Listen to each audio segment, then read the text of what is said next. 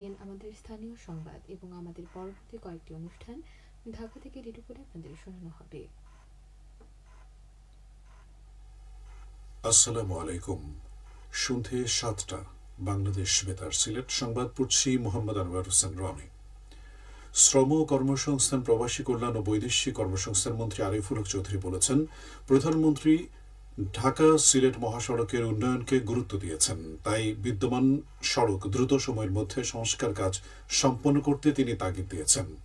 মন্ত্রী আজ সিলেটের ওসমানীনগর উপজেলায় গতকাল সংঘটিত সড়ক দুর্ঘটনায় আহতদের দেখতে ওসমানী মেডিকেল কলেজ হাসপাতালে গেলে সাংবাদিকদের এসব কথা বলেন। সিলেট শেরপুর ঘন ঘন দুর্ঘটনার প্রসঙ্গে প্রশ্নের জবাবে মন্ত্রী বলেন, ফোরলেন প্রকল্পের জমি অধিগ্রহণের কাজ প্রায় শেষের পথে। বৃষ্টি সহ নানা কারণে কাজে কিছুটা বিলম্ব হলেও সেপ্টেম্বর অক্টোবরের মধ্যে প্রকল্পের কাজ দৃশ্যমান হবে বলে তিনি আশা করছেন। বেপরোয়া গতিতে যানবাহন চলাচল নিয়ন্ত্রণ করার উপর গুরুত্ব আরোপ করেন তিনি প্রধানমন্ত্রীর নির্দেশনায় সড়ক দুর্ঘটনায় হতাহতদের আর্থিক সহায়তা প্রদানের কথাও ঘোষণা করেন। নিহতদের ৫ লাখ টাকা এবং আহতদের ৩ লাখ টাকা সহ এখানে যারা চিকিৎসাধীন আছেন তাদের সুস্থতার জন্য ১ লাখ টাকা করে দেওয়া হবে।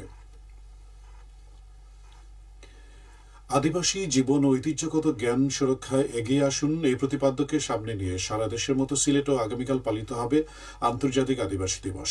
প্রতি বছর ৯ আগস্ট জাতিসংঘের উদ্যোগে সারা বিশ্বে পালিত হয় দিবসটি।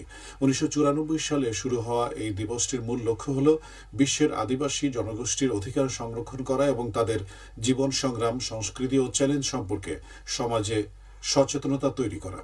এই সচেতনতার বার্তা বহনের পাশাপাশি দিবসটি আদিবাসী জনগোষ্ঠীর ভাষা, ঐতিহ্য, সংস্কৃতি এবং পরিবেশ রক্ষায় তাদের অবদানের স্বীকৃতি হিসেবেও বিবেচিত হয়।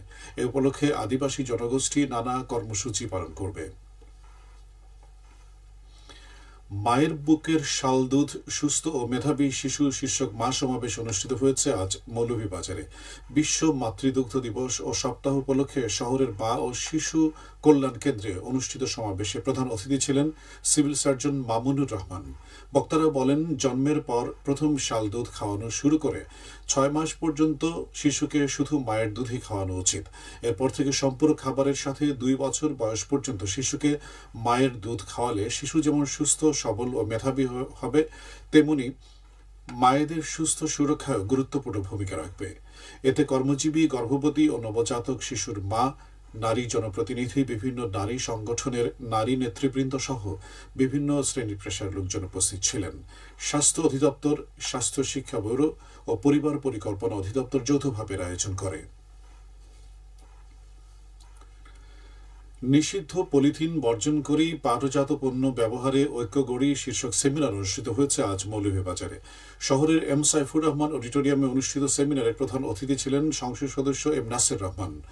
সেমিনারে মূল প্রবন্ধ উপস্থাপন করেন জেলা কৃষি সম্প্রসারণ অধিদপ্তরের খামারবাড়ির উপপরিচালক মোহাম্মদ শামসুদ্দিন আহমদ।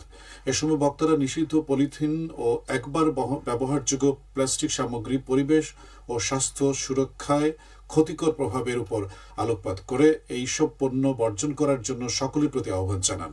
এতে সরকারি বিভিন্ন অধিদপ্তরের ঊর্ধ্বতন কর্মকর্তা, জনপ্রতিনিধি, ব্যবসায়ী, পরিবেশবাদী সংগঠন ও এনজিও প্রতিষ্ঠানের প্রতিনিধি সহ বিভিন্ন পেশার লোকজন উপস্থিত ছিলেন। উন্নয়ন সহযোগী সংস্থা ব্র্যাকের সহযোগিতায় জেলা কৃষি সম্প্রসারণ অধিদপ্তর ও পরিবেশ অধিদপ্তর যৌথভাবে এর আয়োজন করে। হবিগঞ্জের বানিয়াচংয়ে যাত্রা শুরু করেছে নজির উদ্দিন আহমদ চৌধুরী কলেজ। আজ জাতীয় সংসদের হুইপ জি.কে. গৌস প্রধান অতিথি হিসেবে উপস্থিত থেকে কলেজটির উদ্বোধন করেন। এতে বিশেষ অতিথি ছিলেন কলেজের প্রতিষ্ঠাতা পাট ও বস্ত্র মন্ত্রণালয়ের সচিব শরফুদ্দিন আহমদ চৌধুরী ইকবাল। শেষে কলেজ প্রাঙ্গণে এক সুধী সমাবেশ অনুষ্ঠিত হয়। এতে স্থানীয় গণ্যমান্য ব্যক্তি, রাজনৈতিক নেতৃবৃন্দ, শিক্ষক, শিক্ষার্থী, অভিভাবক সহ বিভিন্ন পেশার মানুষ অংশ নেন। সিলেট সীমান্ত এলাকা থেকে বিপুল পরিমাণ ভারতীয় চোরাচালান পণ্য জব্দ করেছে বর্ডার গার্ড বাংলাদেশ। আজ পরিচালিত এই অভিযানে জব্দকৃত পণ্যের বাজার মূল্য প্রায় ৪৭ লাখ টাকা। বিজিবির ৪৮ সিলেট ব্যাটালিয়নের সদস্যরা এই অভিযান পরিচালনা করেন। অভিযানে জব্দ করা হয়েছে ভারতীয় বিভিন্ন ব্র্যান্ডের মোবাইল ফোন, কসমেটিক্স, কম্বল, চকলেট, চা পাতা, সুপারি, চিনি সহ অন্যান্য সামগ্রী। এর পাশাপাশি গরু, মহিষ ও একটি মোটর সাইকেলও জব্দ করা হয়েছে। সিলেটের উসমানীনগরে গতকাল সংঘটিত সড়ক দুর্ঘটনার কারণ অনুসন্ধানে একটি তদন্ত কমিটি গঠন করেছে জেলা প্রশাসন। এই মর্মান্তিক সড়ক দুর্ঘটনায় 9 জনের প্রাণহানি এবং 25 জন আহত হওয়ার ঘটনার পর আজ 5 সদস্যের এই তদন্ত কমিটি গঠন করা হয়। এই কমিটিতে আগামী 5 কর্মদিবসের মধ্যে দুর্ঘটনার প্রকৃত কারণ অনুসন্ধান করে জেলা প্রশাসক ও জেলা ম্যাজিস্ট্রেটের দপ্তরে প্রতিবেদন জমা দেওয়ার নির্দেশ দেওয়া হয়েছে। এই দুর্ঘটনায় কারো ব্যক্তিগত বা পেশাগত কোনো দায়-দায়িত্ব রয়েছে কিনা তা উদ্ঘাটনের পাশাপাশি ভবিষ্যতে এ ধরনের দুর্ঘটনা প্রতিরোধে করণীয় সম্পর্কেও সুস্পষ্ট সুপারিশ করবে এই কমিটি। সবশেষে আবহাওয়া।